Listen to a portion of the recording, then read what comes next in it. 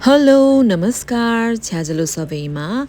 I am extremely sorry. I have been away for about 5 months, but I'll try my best to post new videos more often from now on. I hope सबैजना सन्चै हुनुहुन्छ होला यो चाहिँ मेरो बुहारीले काम गर्ने हस्पिटल जर्ज इलोइट रहेछ यो दिन चाहिँ हामी युकेको one of the most famous iconic coastal landmarks and world heritage site Durdle Door भन्ने ठाउँ आएको थियो विथ फ्यामिली गोइङ फरवर्ड अब चाहिँ पुरै ब्लग नछुटाइकन हेरिदिनु होला थ्याङ्क यू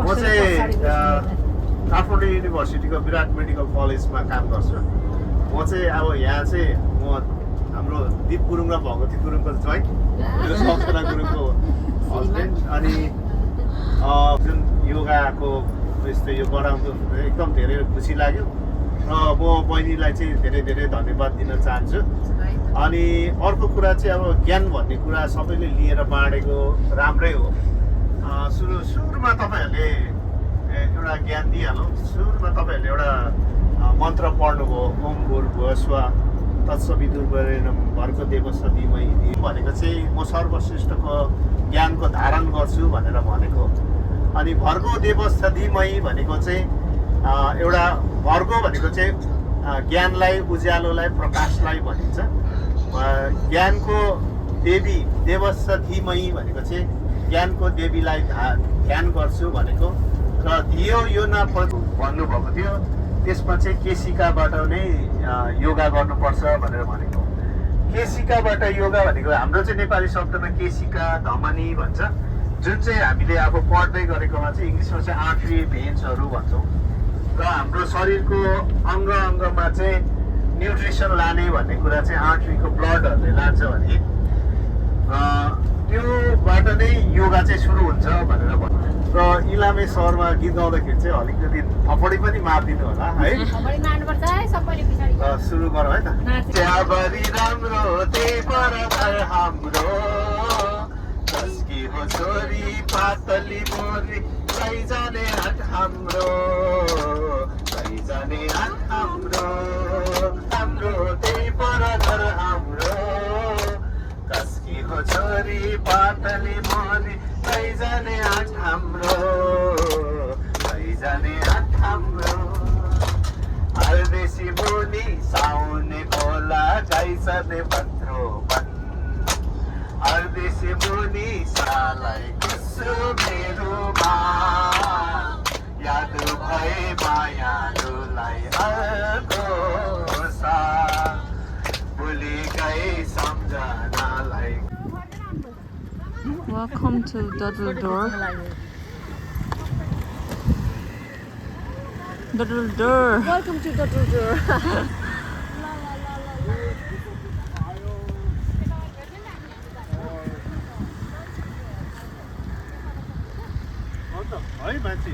हामी डडल डोरको माथि छौँ है अनि यहाँ चाहिँ हलिडे होम रहेछ यहाँबाट चाहिँ अलिक क्लियर भिजन मजाले तल देखिन्छ अब हामी तल जाँदैछौँ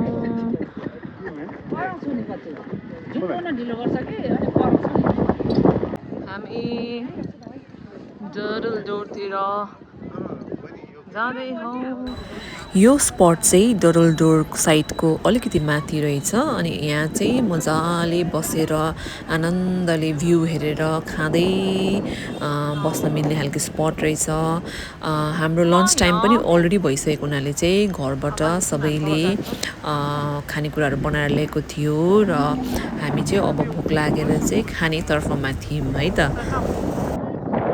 hello What are you guys eating?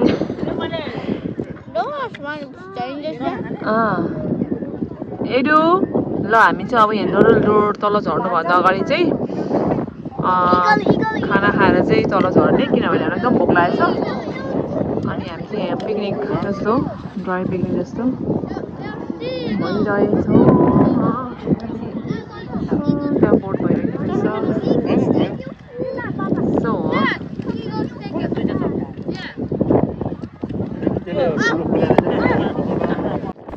खानाहरू धेरै भेराइटीको थियो मिठो पनि थियो अनि ड्याडी हजुरले इन्जोय गरिरहनु भएको थियो, मम्मी हजुरले पनि, काकी हजुरले अनि काका हजुरले पनि, मेरो श्रीमानज्यूले पनि, भदा भदैनीहरूले प्लस छोरा अनि रेनुले पनि इन्जोय गरिरहेको थियो। मैले पनि इन्जोय गरेँ, मैले कति धेरै खाएँ, मेरो पेट नै यस्तो अटस मटस भएको थियो खाएर।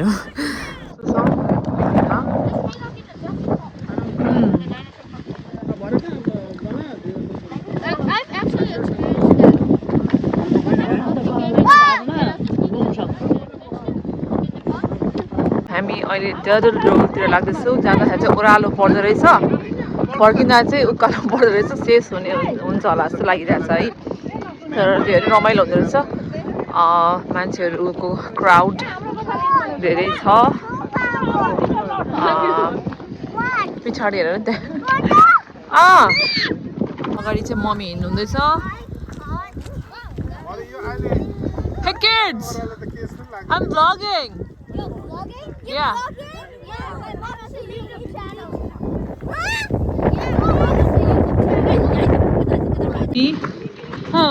आज एकदम खुसी लागिरहेछ आफ्नो आमा बाउसँग युरोप युके घुम्न पाउँदा। खुसी त खुसी हो, तर साह्रो चिसो ठिकै छ, चिसो भए तापनि होइन फ्यामिली हामी सँगै छौँ है। अनि यसरी घुम्नु पाउँदा this is a golden opportunity भन्छु म। अनि त्यही भएर एकदम खुसी लागेछ। पछाडि हाम्रो टिम आउँदैछ। ल हामी डडलडोलमा आइपुग्यौँ।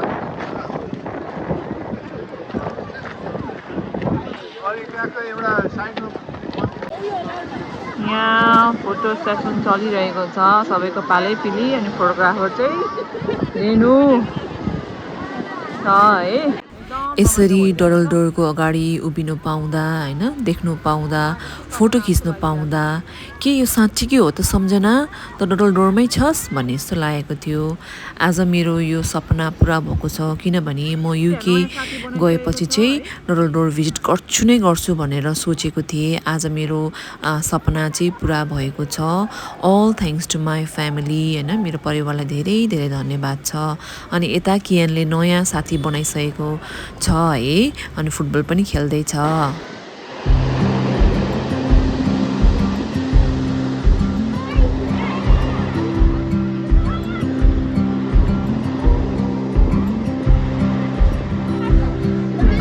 Rolling, rolling, don't go.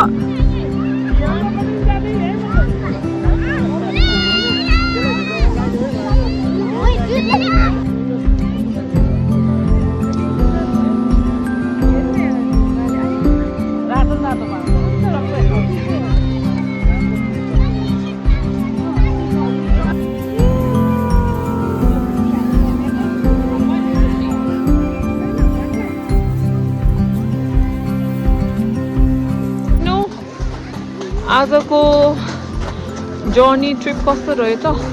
पानी पर्यो दिदी अन्त तर पनि आउनु पाएँ होइन, एकदम खुसी लागेको छ। सपना जस्तो लागिरहेको छ मलाई स्टिल। मलाई पिन्च गर्नुपर्ने अहिले मात्र हालिहाल पानी परेको है। वेदर पनि झन् फोटो खिच्नु जेलसम्म प्लस यहाँ बस्नु जेलसम्म चाहिँ पानी परेन। अहिले चाहिँ परेर हामी हतार हतार अब हाम्रो ब्याक टु गाडी जाँदैछौँ है। र रेनु चाहिँ आज एकदम फोटोग्राफर, सही फोटोग्राफर भएको छ हाम्रो, मजाले फोटो खिचेछ।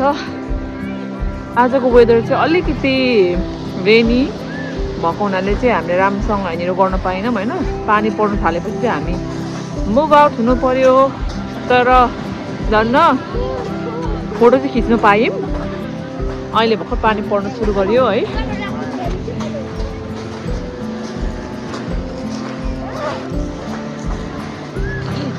नजिकबाट डडलडोललाई हेर्दाखेरि यस्तो छ। अलिकति मेरो टङ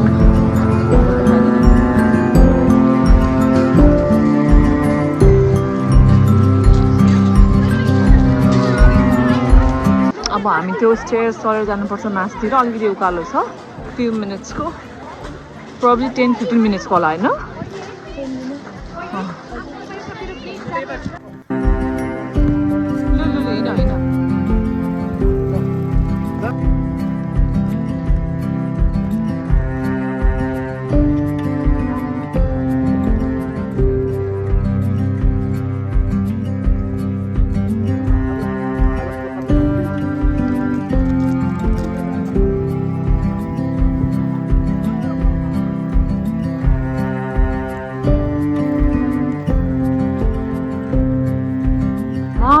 काकी भ्रमण कस्तो रह्यो त हजुरहरूको